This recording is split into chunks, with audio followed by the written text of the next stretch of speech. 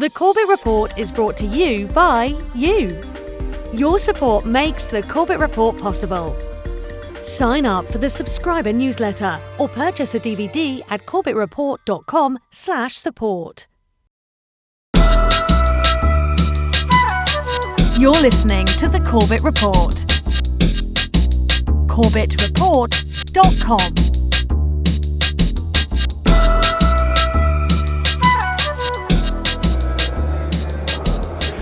All right, people, welcome to this fourth lecture in the series on resources. Today we have a speaker from Japan, James Corbett.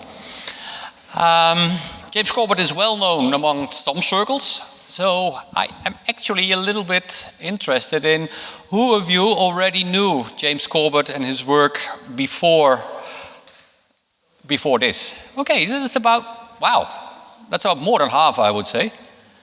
Okay, so the other half basically comes for the topic instead of for James Corbett. So for those people, I think it is useful that I explain a little bit about what type of journalist James Corbett is. What he does, he calls himself an open source journalist. So basically he looks at all the available information and then he synthesizes it. But you could also call that open source intelligence. He is basically a one-man intelligence agency who integrates information from pretty much any source and then comes up with a narrative that is usually a story that is very easily to understand. Well, not so easy to understand, but it helps you to understand how the world might be working. So for me, and for I think many other people, listening to his media, especially his podcasts, is extremely empowering. You learn things that you would not normally learn from the regular mainstream media. And that is kind of special, and for that reason we have invited him tonight here. So I think I shouldn't talk too much and let James do the talking. James, please.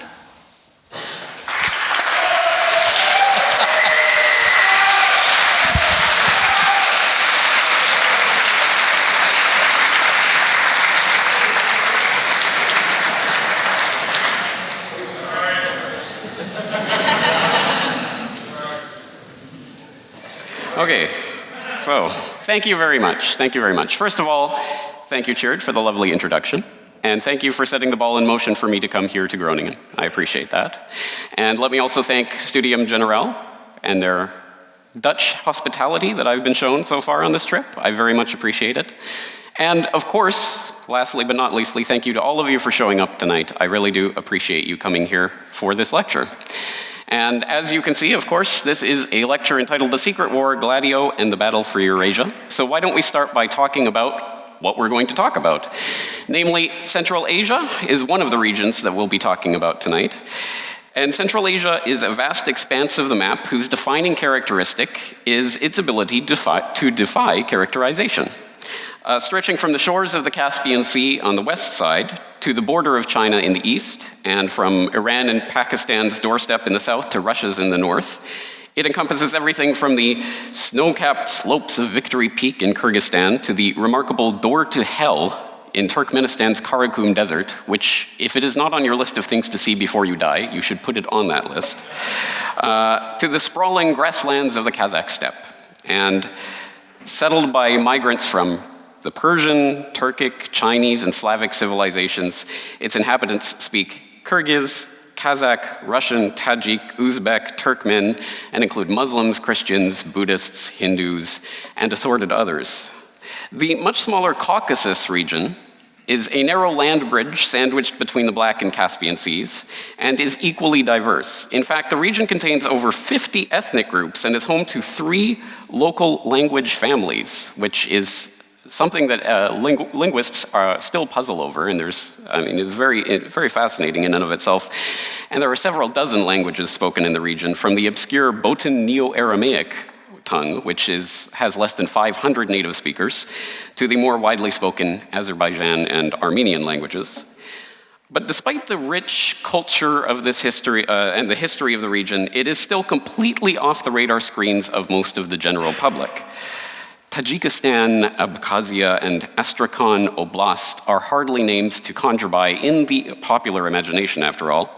But the fact that those names do not resonate with us is perhaps something that is part of a grander strategy that we're going to talk about tonight.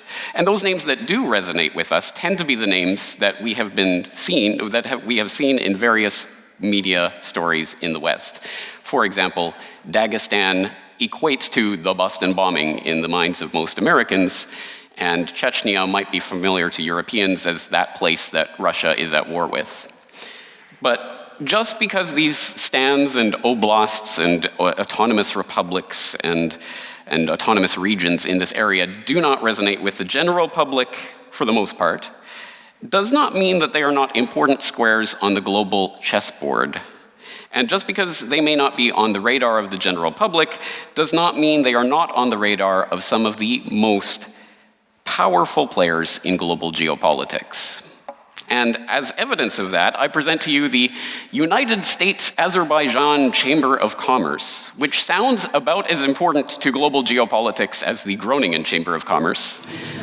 But when you actually look at some of the current and former advisors, directors, and board members of this organization, you encounter some of the richest and most powerful players in global geopolitics. For example, former Vice President of the United States, Dick Cheney, James Baker III, a Bush family advisor, and his son, James Baker IV, for those of you keeping track at home, Henry Kissinger, of course, Brent Scowcroft, Richard Armitage of the US State Department, and perennial Washington insider and former national security advisors, Zbigniew Brzezinski, along with many, many others that are, I think, worth checking into. So the question becomes, what is it that these people, some of the most influential people in the field of global geopolitics over the past 50 years, know about this region that the general public doesn't? And I think there are at least two answers to that question. The first answer is the old real estate adage, location, location, location. The region's key location in the backyard of some of the key players and powers of the Eurasian landmass, Russia and China foremost amongst them, has made it a geostrategic prize stretching back thousands of years. Dominated at different times and in varying degrees by Persian empires, Chinese dynasties, Mongol invaders, and Soviet forces, the region has a rich history of being acted upon and a relatively short history as a geopolitical actor in its own right. Its position has long made it a key transport route from the Han Dynasty's Silk Road connecting China to Persia thousands of years ago to the current attempt by Xi Jinping to make a new Silk Road of the 21st century that includes connecting China to Turkey and beyond, straight through the heart of this region. But more important even than its location and strategic value are the region's vast, largely untapped resources. The oil and gas fields of the Caspian Sea region are particularly sought after, containing the third largest reserves of any fields on the planet. Azerbaijan in the Caucasus and Kazakhstan in Central Asia both have direct access to Caspian Sea oil, with Turkmenistan and Uzbekistan providing ample gas reserves. The dream of a trans-Caspian pipeline has been in the works for years now to transport Central Asian reserves across the southern Caucasus and the so-called BTC pipeline, funneling the energy through Azerbaijan and Georgia to Turkey and then off to Europe. And that has been equally prized as a way for Europe to find an alternative to Russia's increasingly threatening stranglehold over energy known as Gazprom. The region also contains strategically important deposits of uranium, as well as industrially useful minerals such as copper, manganese, tungsten, zinc, etc., and also gold. Don't discount gold. Another equally important, although seldom acknowledged, resource in this region revolves around the extensive opium trade, especially in Afghanistan. The Afghan opium trade is estimated to bring in as much as $200 billion annually, accounting for as much as 92% of the world's supply. As we shall see, control of this region involves domination of the especially lucrative business and all of the attendant economic benefits that result from this connection. The importance of a long-term US presence in the region to establish Western dominance over this location and its resources is no secret. In fact, it has been written about extensively and repeatedly, time and again, by the think tanks that typically serve as the mouthpiece for NATO's foreign policy interests. Case exhibit number 1. Take, for example, a 1992 analysis of the region from RAND's National Defense Research Institute entitled Central Asia, the New Geopolitics, which was written shortly after the collapse of the Soviet Union, while the newly independent republics of the region were still orienting themselves to their new geopolitical reality. And it was penned by Graham Fuller, a former CIA station chief in Kabul, whose name will come up again later in our study, so keep that face and that name in mind. He wrote, "It is primarily Central Asia's strategic geopolitical location, truly at the continent's center, and the broadly undesirable course of events that could emerge if the region were to drift toward instability that constitute the primary American interest in the region. Thus, given the potential for untoward developments in the region for Western interests, modest hands-on American influence in the region is desirable." This modest hands-on American influence gained momentum, and by 2004, we had an article published in the Cambridge Review of International Affairs called "The United States and Central Asia in the Steps to Stay?" Svante E. Cornell of the Central Asia Caucasus Institute, raising some of the key reasons for increasing US involvement in the region. As US engagement in Central Asia becomes more permanent, it will increasingly become a factor in both regional politics and the domestic politics of the several Central Asian countries. That role raises a host of questions. Chief among them is how regional powers such as Russia and China will react to the US presence. A second concerns the implication both for the political development among the region's states and for the future of radical Islam. Also in 2011, the Project 2049 Institute, which includes Zbigniew Brzezinski's son on its board of directors, published a document proclaiming an agenda for the future of US-Central Asia relations, which contains this interesting passage. US policymakers have been careful to avoid the metaphor of a great game in Central Asia. Yet it has been often invoked by others, not least by observers in Moscow, Beijing, and other neighboring powers. The US must continue to reject this metaphor, for such notions are based on flawed assumptions and fraught with risks for the United States. Interesting. So what is this great game that the think tanks like the Project 2049 Institute are so eager to avoid comparisons to? The Great Game refers to the struggle for supremacy between the British and the Russians in the Central Asia region, primarily in the 19th century. The game broadly took place from the signing of the Russo-Persian Treaty of 1813 until the Anglo-Russian Convention of 1907, but although the term was coined in the early 19th century, it didn't hit the popular imagination until Rudyard Kipling's Kim was published in 1901. It was 3 years after that, in 1904, that the Geographical Journal published an article that articulated the reasons these great powers were engaged in the struggle for this piece of the globe. The article was called "The Geographical Pivot of History," and it was written by Sir Halford John Mackinder, PC. Don't forget the PC, Privy Council, very important. The director of the London School of Economics that was founded by the Fabian Society and folded into the heart of the British establishment in the University of London in 1900. And just as an example of that, the cornerstone of the old building on Houghton Street was laid by King George V himself, interestingly. Mackinder is considered the father of the study of geopolitics. And the Geographical Pivot of History is the document that is often said to be the founding document of geopolitics and constitutes the first formulation of what would come to be Mackinder's Heartland theory. This theory states that the division of what Mackinder called the world island into inherently divided, isolated areas was the principle by which we could understand the evolution of history and the future of the world. Each of these areas had its own part to play in the unfolding of that history, with the area he called the heartland of the central Eurasian landmass being the pivot point from which a civilization could derive the geopolitical and economic leverage with which to dominate the world as a whole. This was summarized in a famous dictum from his 1919 work, Democratic Ideals and Reality. Who rules East Europe commands the heartland. Who rules the heartland commands the world island. Who rules the world island commands the world. Looking at the map of what Mackinder had in mind for the heartland, it's apparent that the heart of this heartland is indeed the Central Asia-Caucasus region. This is what Russia and Britain were so intent on wresting from each other's control in the 19th century Great Game. Control of the region from which the building of a world empire would be possible. And this is why the Project 2049 Institute and the other mouthpieces for the establishment in the US, NATO foreign policy interests want to downplay this idea. They don't under any circumstances want you to think about the idea that the US and its NATO allies are building regional domination in a part of the globe from which they plan to project world dominance.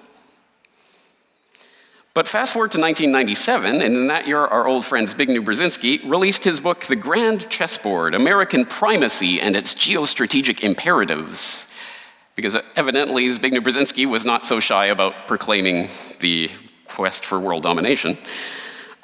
He also did not mince his words about the Eurasian heartland and how important it is to America's global primacy. For America, the chief geopolitical prize is Eurasia. For half a millennium, world affairs were dominated by Eurasian powers and peoples who fought with one another for regional domination and reached out for global power. Now, a non-Eurasian power is preeminent in Eurasia, and America's global primacy is directly dependent on how long and how effectively its preponderance on the Eurasian continent is sustained. He goes on to refine Mackinder's heartland notion down to a specific area that he calls the Eurasian Balkans. And this area is precisely the Central Asia-Caucasus region. He explains its importance thusly. The Eurasian Balkans, astride the inevitably emerging transportation network meant to link more directly Eurasia's richest and most industrious western and eastern extremities, are also geopolitically significant. Moreover, they are of importance from the standpoint of security and historical ambitions to at least three of their most immediate and more powerful neighbors, namely Russia, Turkey, and Iran, with China also signaling an increasing political interest in the region. But the Eurasian Balkans are infinitely more important as a potential economic prize. An enormous concentration of natural gas and oil reserves is located in the region, in addition to important minerals, including gold. The use of the metaphor of the Balkans is doubly evocative for students of history. It represents not only the strife and ethnic conflict we saw in the Balkanization of Yugoslavia at the end of the 20th century, but also the powder keg of tensions that ignited the First World War at the beginning of the 20th century. Subsequently, Brzezinski predicted that the first Great War of the 21st century would take place in this Eurasian Balkans region, and lo and behold, 4 years after the Grand Chessboard was published, the first Great War of the 21st century was being waged in Afghanistan by the United States and its NATO allies. Meet the new Great Game, same as the old Great Game. This time, it's NATO against China, Russia, and what might loosely be termed a resistance bloc. But the idea is almost the same. Dominate Central Asia Caucasus and use it as a pivot point to dominate the world. The old and the new Great Game are similar in many ways. The old Great Game sprang from the British fears that Russian incursion into Central Asia would threaten to topple their hold over the crown jewel of the British Empire, India. The new Great Game springs from the fear that Russia and/or Chinese dominance over Central Asia and the Caucasus would prevent NATO from achieving its goal of full-spectrum dominance. The old Great Game involved the British invasion of Afghanistan in 1838 and attempt to install a puppet regime. The new Great Game involved the NATO invasion of Afghanistan in 2001 and attempt to install a puppet regime.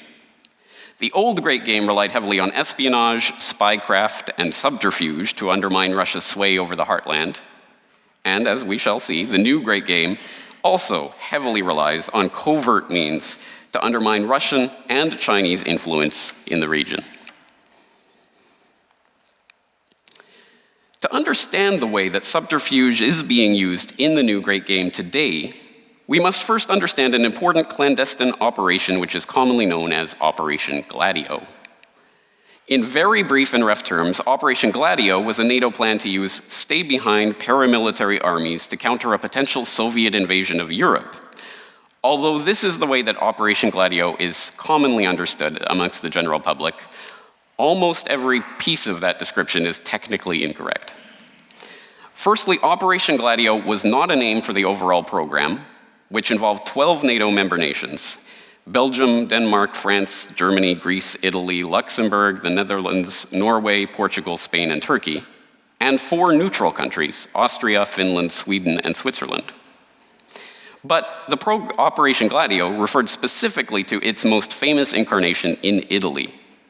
In Belgium, the operation was codenamed SDRA-8. Sweden had its Project 26. In Greece, it was, apologies to Greek speakers, Lokos Orenon Katadromon. And here in the Netherlands, it was GIIIC, later rebranded as G7, thankfully for those of us who have problems saying I 3 times in a row. Secondly, the operation was not inherently a NATO one. It was first coordinated in 1948 by a transatlantic body based in France known as the Western Union Clandestine Committee. After the creation of NATO in 1949, the body was folded into the organization's supreme headquarters, Allied Powers Europe, SHAPE, and under that the revised name of the Clandestine Planning Committee.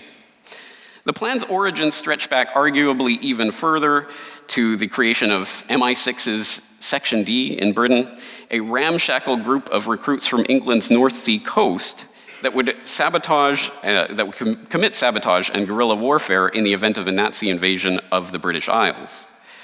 The central role of the CIA's Office of Policy Coordination and Special Operations Branch of MI6 in establishing the operation, as well as the training of stay-behind forces alongside British SAS units at Fort Monkton and American Special Forces at the infamous School of the Americas, needs also to be stressed.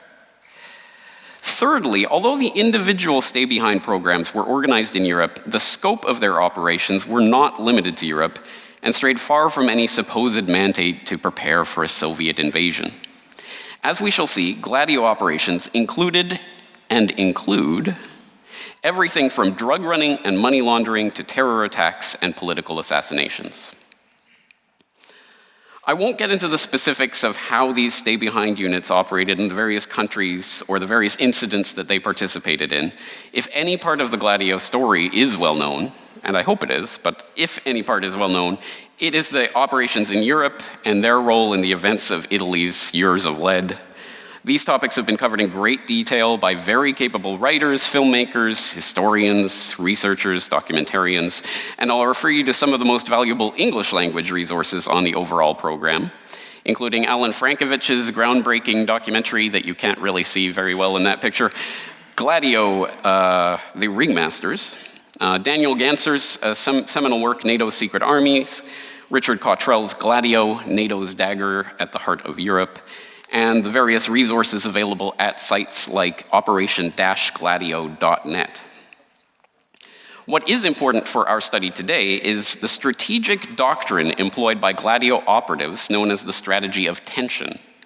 This doctrine involves the creation, encouragement, or exacerbation of political, religious, ethnic, or other forms of conflict in order to incite fear in a population and manipulate public opinion. An oft-cited example of the strategy of tension are the Years of Lead in Italy that rocked that nation with a wave of terrorist atrocities from the 1969 bombing of the Piazza Fontana to the Bologna railway station bombing of 1980. The story of the links between NATO Gladio operations and the various paramilitary groups whose bombings, kidnappings, and assassinations terrorized the nation is a fascinating one, but far too detailed for today's study.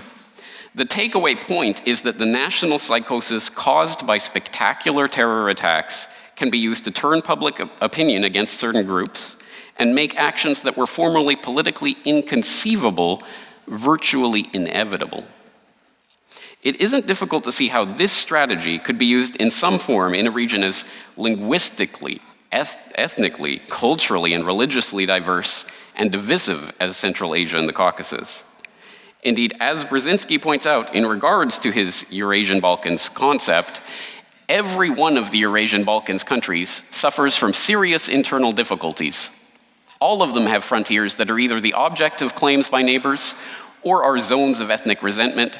Few are nationally homogeneous, and some are already embroiled in territorial, ethnic, or religious violence.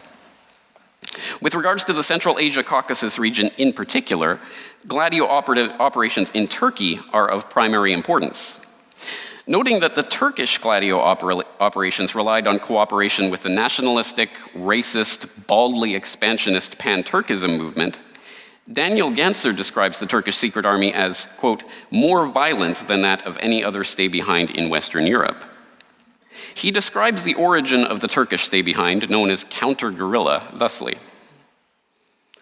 Under the headline, The Origins of Gladio in Turkey, the Paris-based intelligence newsletter reported in 1990 that they had obtained one of the recently declassified original strategy documents engendering the Western European stay-behind or Gladio network.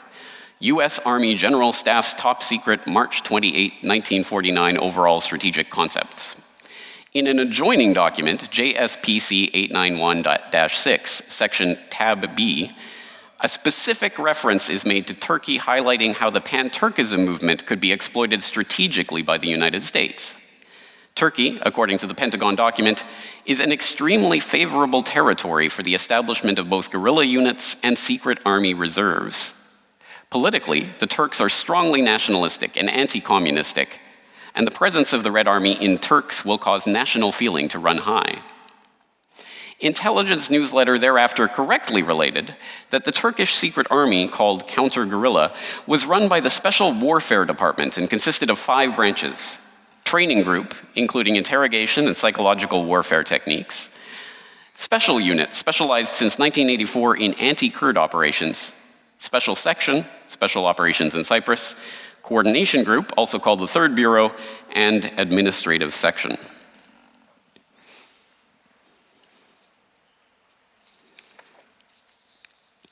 The violent atrocities committed by counter-guerrilla are beyond the scope of this investigation, but they include a September 1955 false flag bombing of a key Turkish target in Greece, which was blamed on the Greek police, participation in 3 military coups against Turkey's own government, the torture of political opponents in the torture villa of Erenköy, and assorted robberies, assassinations, kidnapping, sabotage, and other terrorist activities.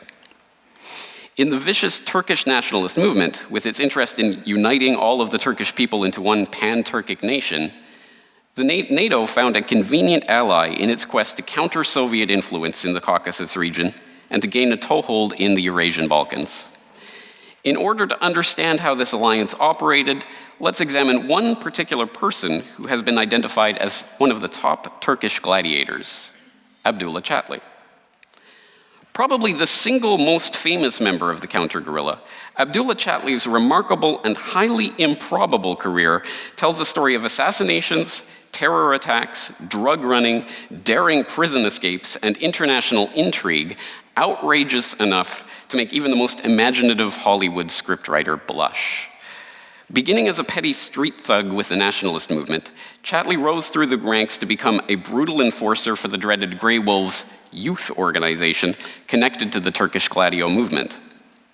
By 1978, he had become the second in command of the organization and a top counter-guerrilla operative, implicated in multiple high-profile assassinations, including the murder of Abdi İpekçi, the country's most well-known newspaper editor. Forced underground by his growing notoriety, Chatli became an important international gladiator, participating in the 1981 assassination attempt of the Pope.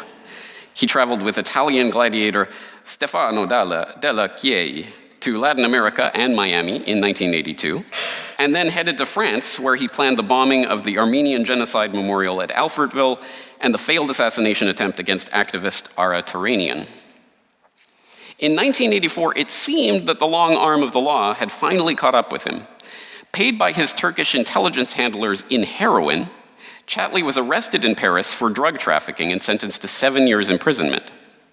By 1988, he was sent to Switzerland, where he was also wanted for drug trafficking. But in March 1990, he was sprung from prison in a nearly unbelievable prison break that involved the use of a helicopter. Le Monde Diplomatique, in an explosive report in 1998 on the Turkish deep state, referred vaguely to the quote-unquote mysterious forces who helped him to escape. But others have specifically identified the escape helicopter as a NATO vehicle. In subsequent years, while still an international fugitive on Interpol's most wanted list and wanted by authorities of multiple countries for a series of crimes, Chatli returned to Turkey, where he was recruited by the police for special missions and entered and exited the United Kingdom and the United States with complete impunity. This is the character profile of an Operation Gladio gladiator. And I hope we can realize that when we see this type of remarkable, amazing, unbelievable career of someone who is consistently, at every turn, able to evade every type of police authority, every type of law of the land, every type of constitutional rule, wherever he travels, and is always protected and always busted out, I think we understand that there is a deep state that is working to lay the groundwork and to prepare the way for someone like this. So this is a confirmed Gladio operative who had a really remarkable career. So keep that in mind as we proceed with our analysis tonight. Returning to the question of Gladio interference in the Central Asia Caucasus area of operations, one lowlight from Chatli's ignoble career is particularly instructive. In 1995, Chatli participated in a planned coup attempt against Azerbaijani President Helmar Aliyev, the father of the country's current president. The planned assassination failed, but Chatli, as usual, was not caught or brought to justice for his participation in the scheme.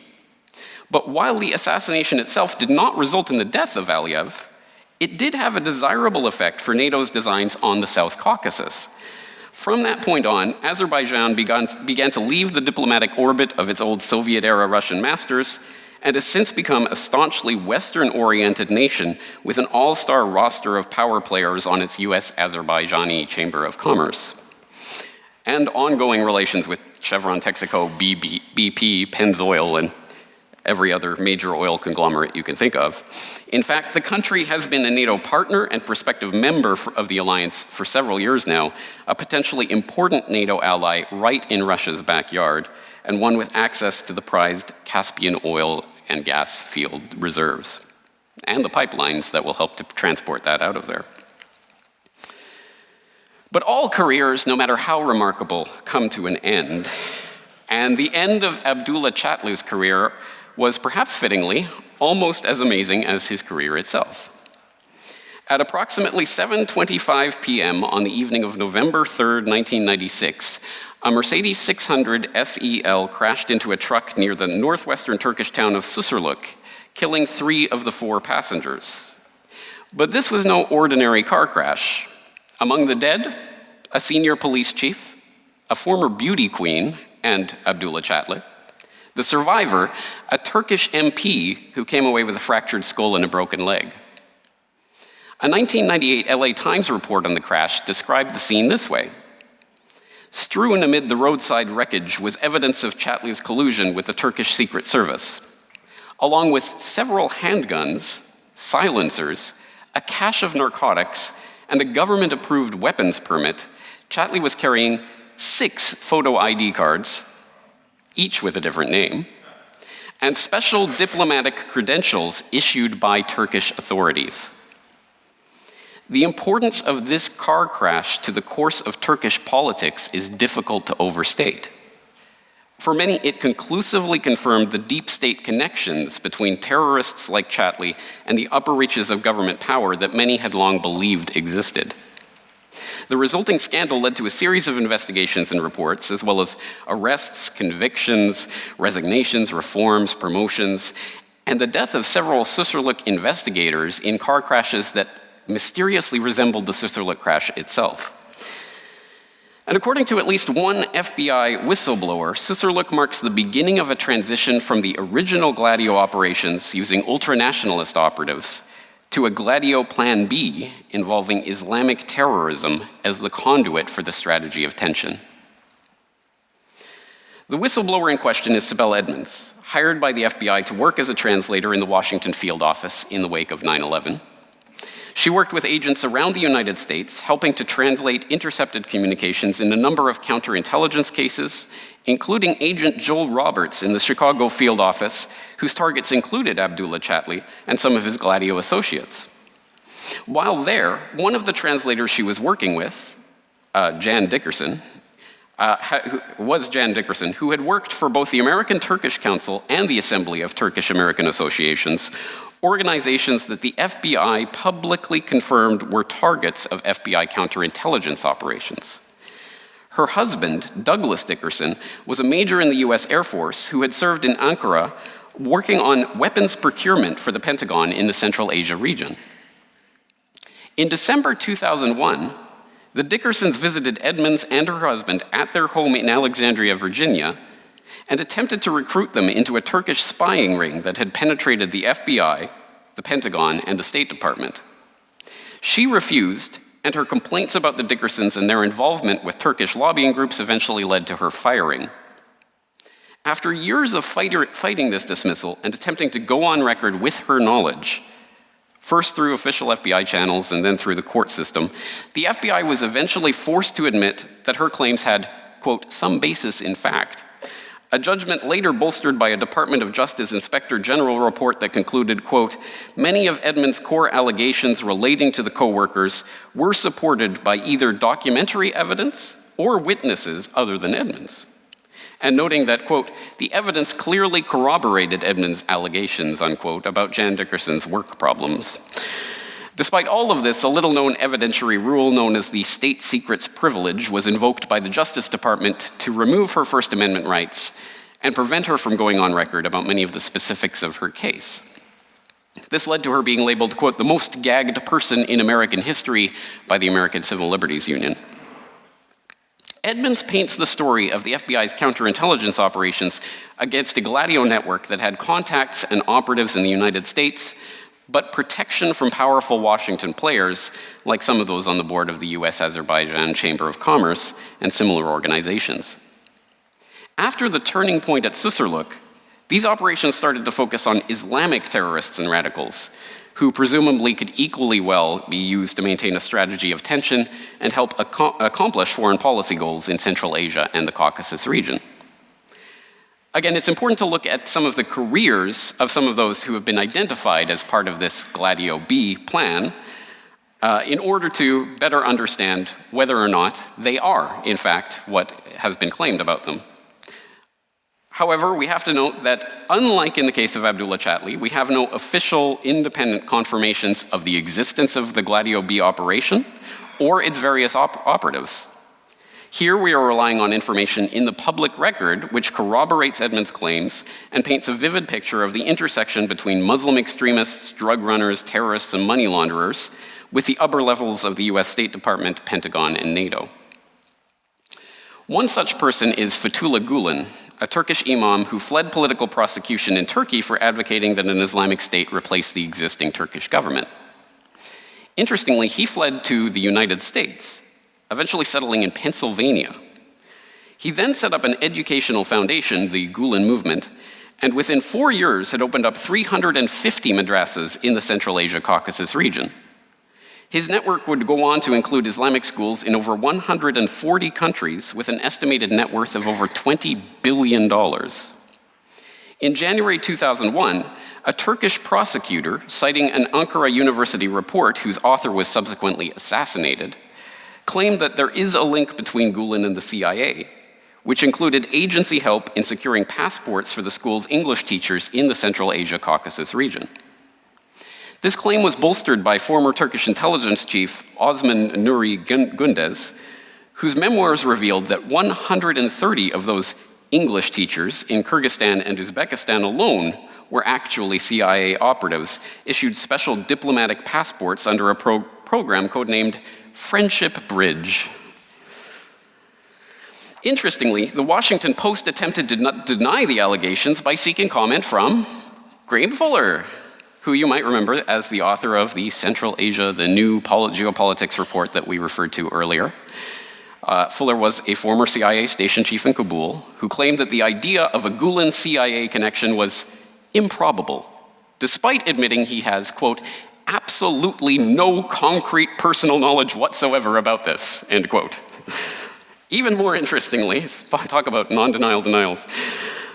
Even more interestingly, Fuller himself wrote a letter of reference for Gülen that was then used in Gülen's ongoing legal battle over his immigration status in the US.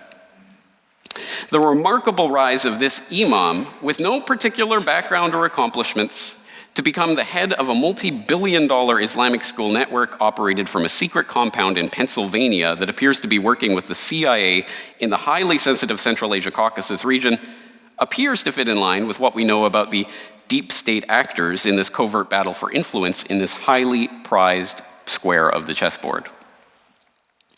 Another extremely interesting figure is Yassin al-Qadi. He was an alleged financier of Islamic terror that was the subject of an intensive investigation by FBI agent Robert Wright. Wright's investigation, codenamed Vulgar Betrayal, discovered evidence that implicated al-Qadi in a terrorist financing ring centered in Chicago that linked to the 1998 African embassy bombings. But when he proposed a criminal investigation, his supervisor flew into a rage, yelling, quote, "You will not open criminal investigations. I forbid any of you. You will not open criminal investigations against any of these intelligence subjects," end quote. Wright was taken off the Vulgar Betrayal investigation 1 year later, and the investigation itself was shut down the following year. In 1999 and 2000, the UN placed sanctions on al-Qadi, who was identified in UN Security Council resolutions as a suspected associate of al-Qaeda. At the same time, al-Qadi was also a key investor in a company called P-Tech, which marketed enterprise architecture software designed to provide complete God's eye view of an organization's structure, from transactions, systems, and processes to inventory, transactions, and personnel.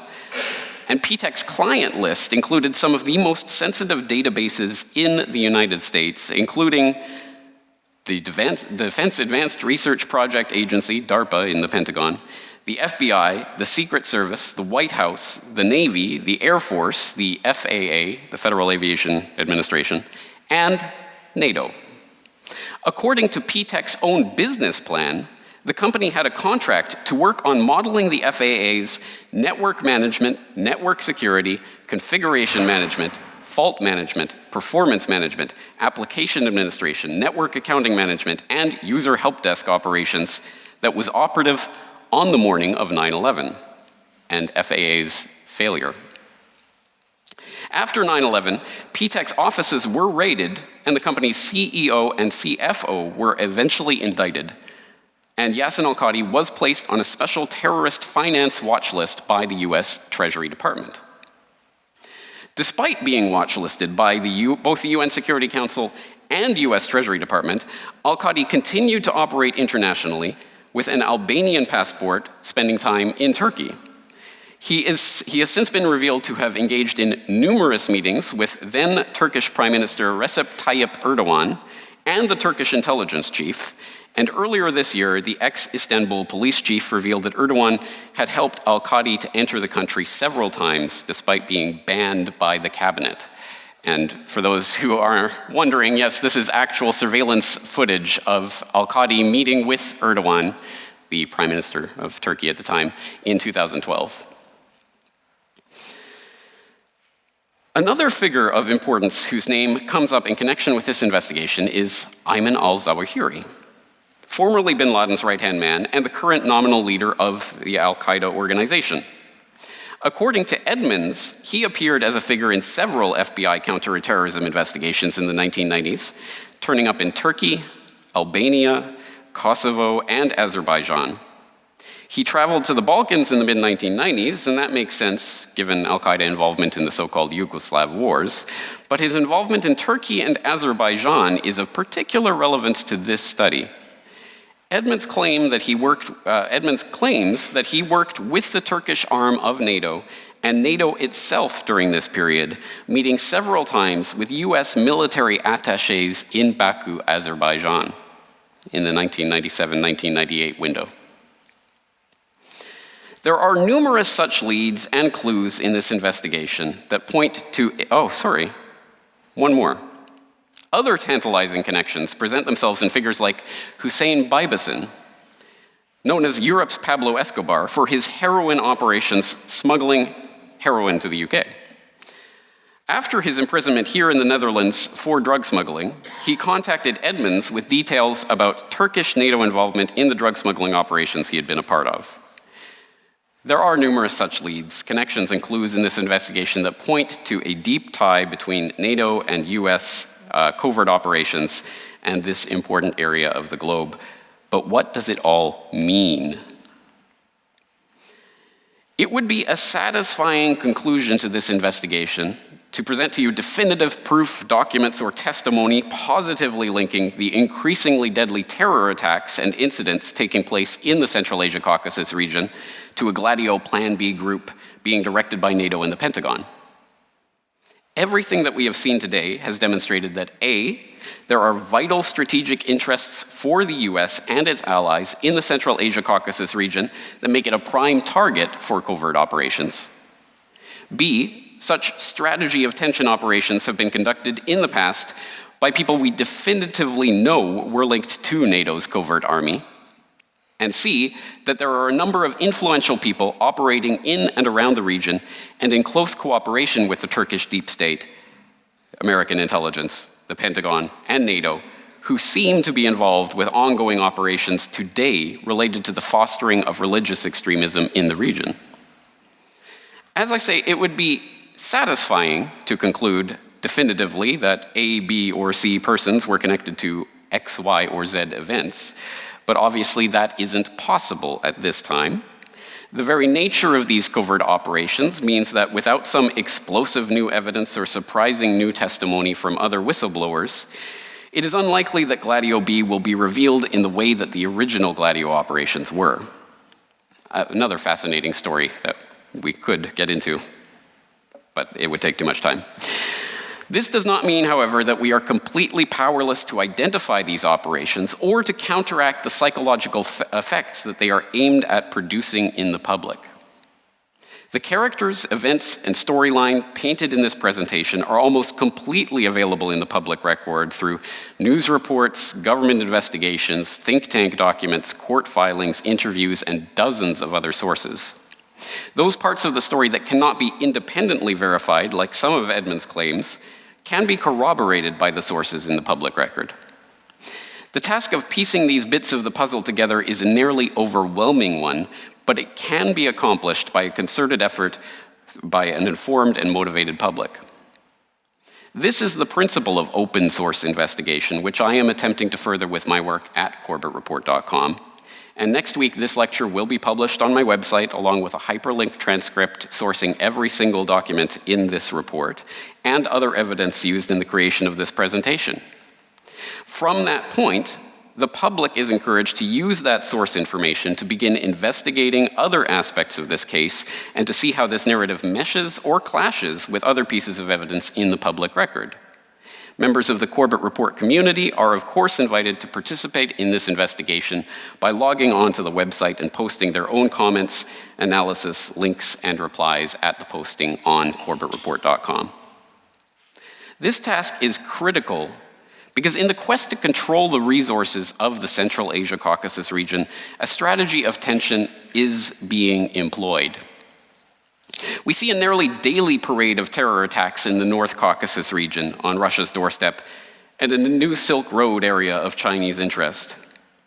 Just this month, the head of the Collective Security Treaty Organization, often seen as a counterbalance organization to NATO, claimed that instability in the region was being deliberately fostered by the West, citing a disproportionate increase in US embassy staff and influx of Western-backed NGOs into the region.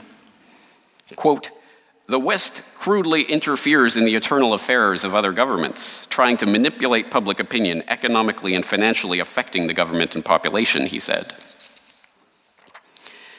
If this is indeed the case, then one of the key ways to counteract this effect is to simply retain our skepticism when it comes to spectacular terror attacks in the region.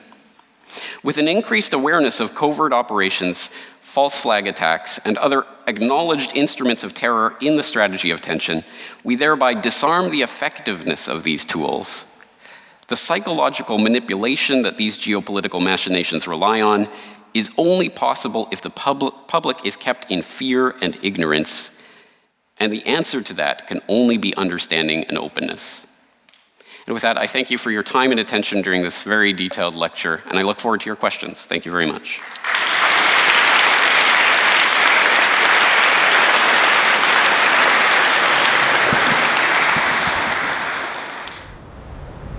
Hello friends, James Corbett here, back in the sunny climes of Western Japan. I hope you appreciated that presentation. That was the culmination of what has so far been almost 2 years worth of investigation into Gladio Bs, going back to early last year when we, of course, conducted that original Gladio B interview series with Sibel Edmonds. If you haven't checked out that series yet, and if you are interested in Gladio B, of course, that interview series is the goldmine of information that you should check out, and of course the link will be in this video, so you can go check that out.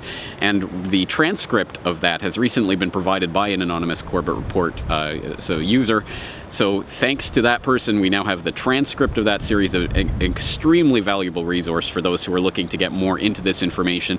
If you do realize how important this information is, and if you do realize that if this operation is as is being portrayed in this lecture, it really is one of the most important geopolitical operations ongoing in the world today, then you might realize how uncomfortable it is for me to be in the position of realizing that I am one of only a handful of people in the world who has ever talked about this and who is investigating it at the moment. So I certainly hope that you'll do your part to help pitch in with that investigation. As I say, we do need more people posting links, vetting sources, talking about this information, analyzing it. Of course, if you're a Corbett Report member, please sign into the website and start leaving your comments on this post. But also, if in any way you can to help spread this information, of course, greatly appreciated, because the more people who are thinking about this, talking about this, the better it will be for everyone. Trust me, you don't want to leave it in the hands of a few people. We want this information to spread far and wide. So once again, please start helping out with that in any way that you can help spread this information. Once again, obviously this entire investigation and everything that I do is brought to you by you guys, so I do appreciate all of your support, whether that be moral support, whether that be the support of helping to spread the information, whether that be monetary support, which of course I also need.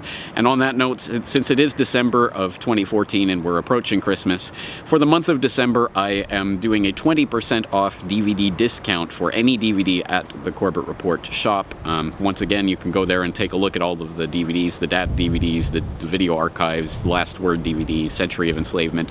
All DVDs, 20% off. Just enter the coupon code XMAS, XMAS, at checkout, and you'll get 20% off your DVD purchase. It makes it even cheaper and easier for you guys to get these DVDs, give them out as gifts, or however you want to distribute them. And of course, you're free to make copies of them and hand them out that way as well.